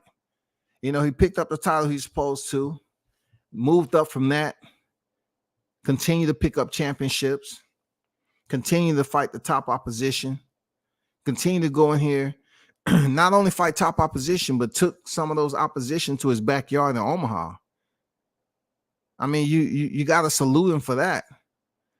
Who's going to take tough fights in their backyard without having confidence in themselves? Because a lot of dudes wouldn't do that. They said, "No, man, I ain't trying to go home and fight this dude right here. Nah, I'd rather be on the road." I don't know about that, man. That's a little bit too much for me.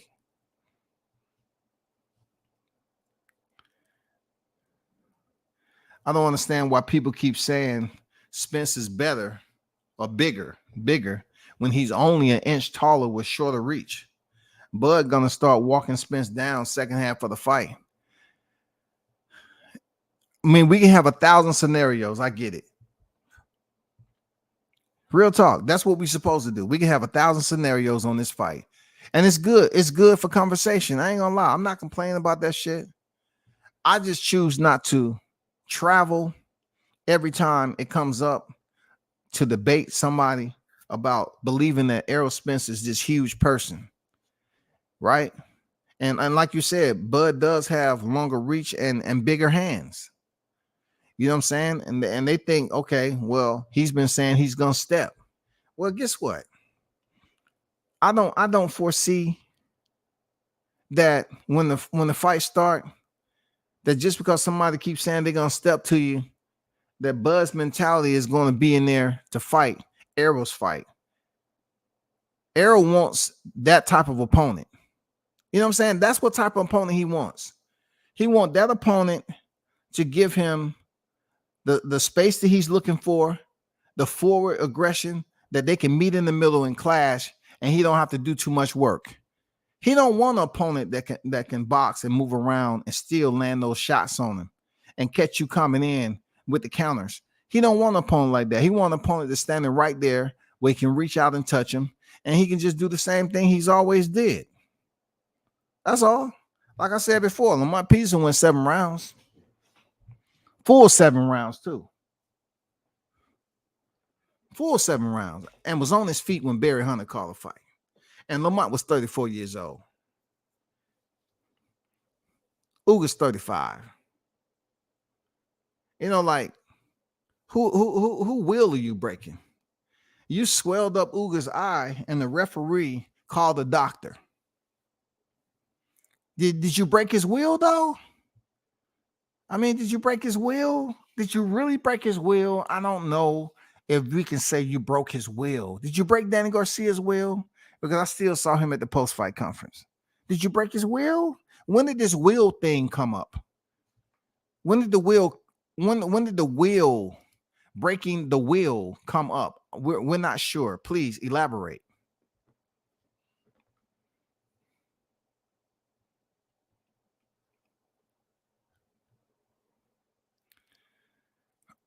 That 2-1 Bud likes to throw is going to dig Spence up in the right hand. And the right hand shield, leaving his liver open, is going to be dangerous. I'm looking forward to see the whole entire process play itself out. Like I said, like, it's good conversation to give breakdowns on what you believe is going to happen. But in reality, we really don't know how the fight's going to play out. It may be something that we didn't see coming. You know what I'm saying? But it's good for boxing conversation. Seriously. It's real good for boxing conversation. But it's just when people are given these scenarios, right? And they want to act like it's for real. Like it's going to happen that way. Hey, so-and-so ain't doing this. So-and-so ain't doing that. Bro, it's just talk. What you're saying is just boxing talk. That's it. Don't stress yourself out trying to convince people that you the Dalai Lama. Derrick James was screaming at Martin because he was getting schooled by a guy with 12 fights. Hey, man. Hey, man. They listen to Derrick James over there, man. They listen to him. Shout out to the OG, Mr. Golden, in the building. What's good with it? Hey, it's boxing though, Mo. That B217. It's boxing though. We know they get hit. It's boxing though, big dog. They supposed to get hit. It's boxing. Look, if he went in there and didn't get hit, then people would be complaining about that. You know what I'm saying? It's boxing at the end of the day. They gotta get hit. These are elite fighters on the pound for pound list, man. Will Bud be undisputed this 135 era? Prime 135 Bud fighting this decade? Absolutely. Absolutely. Bud Crawford, this era 135? Absolutely. Absolutely. Absolutely. That's a good question too. That's a good question. I believe he will. Just, you base off the accomplishments he had with 35 and 40 moving up. Man, come on, man. Like, and Dongo wasn't no punk. You know what I'm saying? Dongo wasn't a punk, man. And all the Olympians that he faced, it doesn't make a difference where they give him credit. Them dudes was legit. Just because he broke Felix Diaz down don't mean Felix wasn't shit. Just because he closed out Gamboa don't mean Gamboa wasn't shit. He's fighting dudes with O's on their record. And people just look at it like, oh man, they won nothing.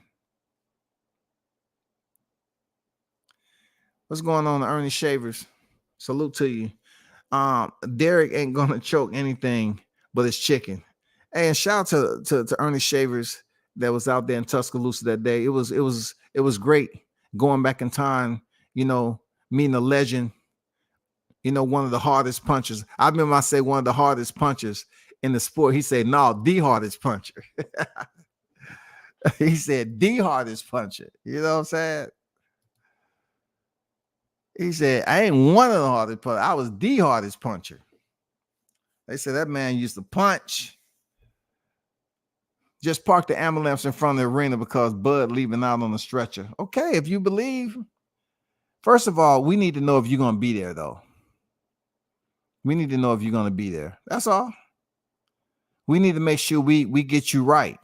We want to make sure we pack your bag lunch early and have it prepared for you once you come out there crying and throwing a fit. You know what I'm saying? We need to make sure you have something to put into your system. You have some liquids. You know what I'm saying? We're going to give you one apple slice. We're going to make sure everything you need is right there in that bag lunch. That's what we want you to be happy, dog. For real. Shout out to Dundada. I see you. We want y'all to be happy. Swaggy D. Did he put Mikey in the ambulance? No, Mikey was at the club after the fight. You're right. You're right. That lightweight was not in the ambulance, bro. That lightweight. You know what I'm saying? Carlos, we never seen Bud run when he got tagged. A fighter's gonna get hit. It's boxing. You're talking about elite status fighters going in there contending to see who's the better fighter out of the two. It's gonna be punches landed, man. That goes without saying. Even Floyd Mayweather with the Philly shell, he got touched every now and then. It made it look like it didn't do any damage. Okay, I got it. But it's not like he was unscathed.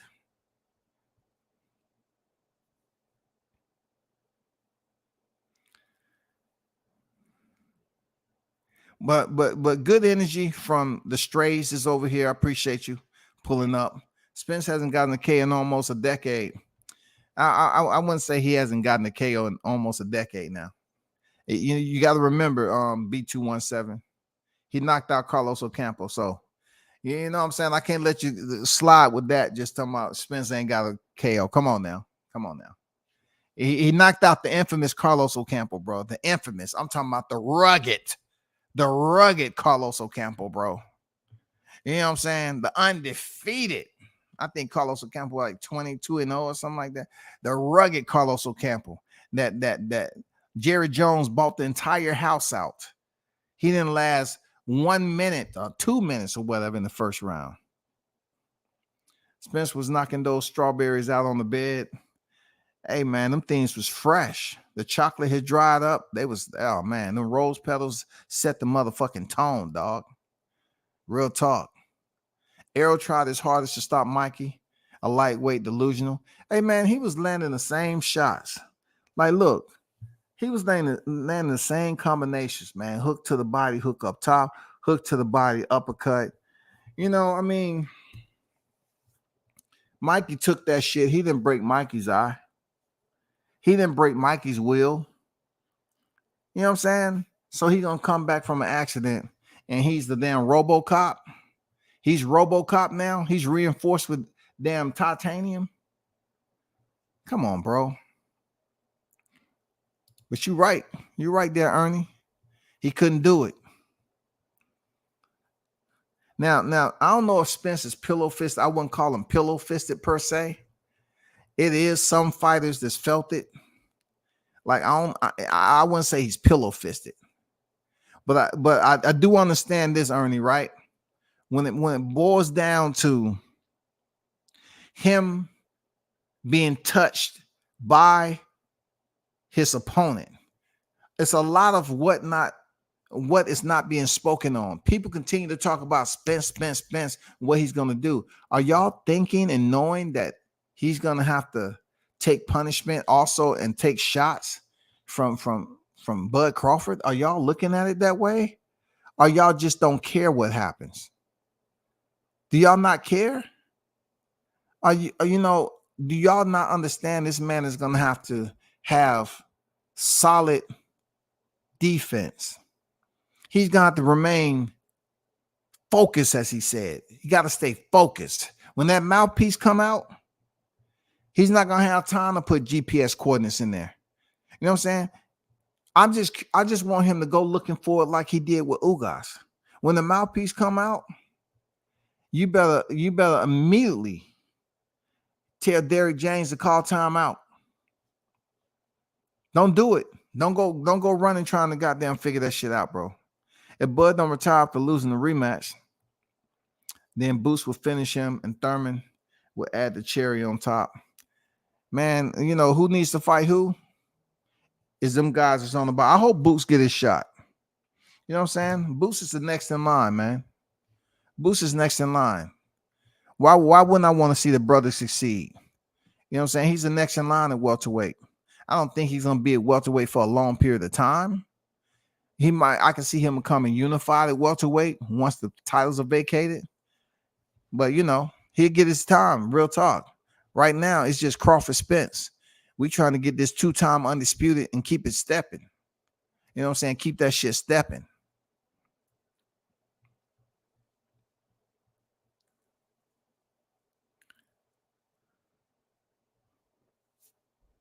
The guy online tonight tried to have a back and forth over Crawford getting buzzed by Gamboa. This was 9 years ago. Just stopped responding on how the fight ended was relevant to him. He is a goofy, dog. You know what I'm saying, Jason? He's a goofy, bro. Anybody talking about Gamboa at this point in time is like them not understanding, people blaming them for something they did 10 years as a person. You know what I'm saying? 10 years as a person. You're 25 years old, but somebody's telling you about something you did when you was 15 years old. You know what I'm saying? You was 15 years old. And you're asking them, why are you talking about shit that was, I was immature back then. I did this. But they keep bringing up casual type boxing talk because they know it's going to get a reaction out of certain people.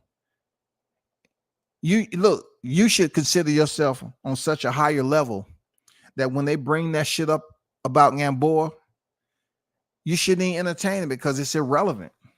It's really irrelevant, bro.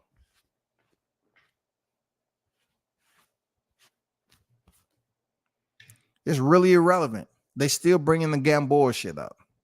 What's going on, Ray Sanders II? Salute to you, bro. What's good, WCS in the chat? What's good? What's good?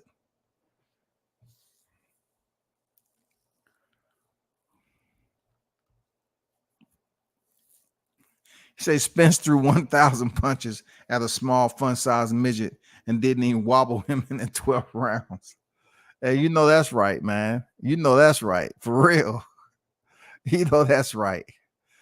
135-pound Mikey is a Terminator to Spence fans because Spence threw the kitchen sink at the kid and couldn't bust a grape. He couldn't, man. He couldn't get him up out of there. And look, Mikey was a 4-division champion, and every time he talked about numbers, right? He was on there talking about the numbers. When he was on that podcast, talking about when you're doing numbers, bro, the biggest numbers you ever did was with a 4-division champion. You'll never be a 4-division champion before you leave the sport. Mike is a 4-division champion, man, formerly fighting at 126 pounds. And you let a 126-pounder, they don't want to bring that up. You let a featherweight, a guy who was at featherweight, come in there and go the distance with you, and you 147-pounder. You came in and fought a couple of fights at the 154 and dropped. You 126-pounder come in there and go the distance. No way, bro. No way. Don't let them do it. Don't let them do it to you.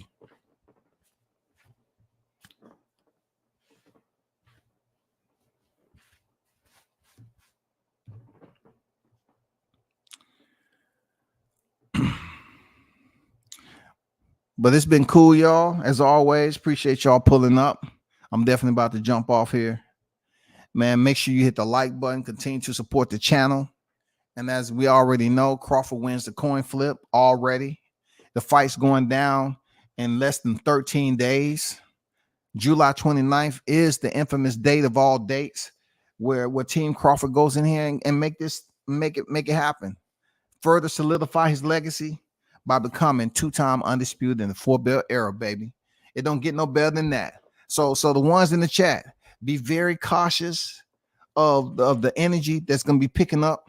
You know, as we get closer to the fight day, it's going to be more and more agitated, irritated, you know what I'm saying, angry, you know what I'm saying, belligerent individuals that want to bring up old stuff on Crawford because they're scared. You know, they're just trying to, take the mind off the fight. They want to take your mind off the fight because they're not sure if Errol's going to be able to go in there and get it done, period. But y'all hold this shit down, man. Continue to rock out with the channel. I appreciate you. Until next time, I'm out.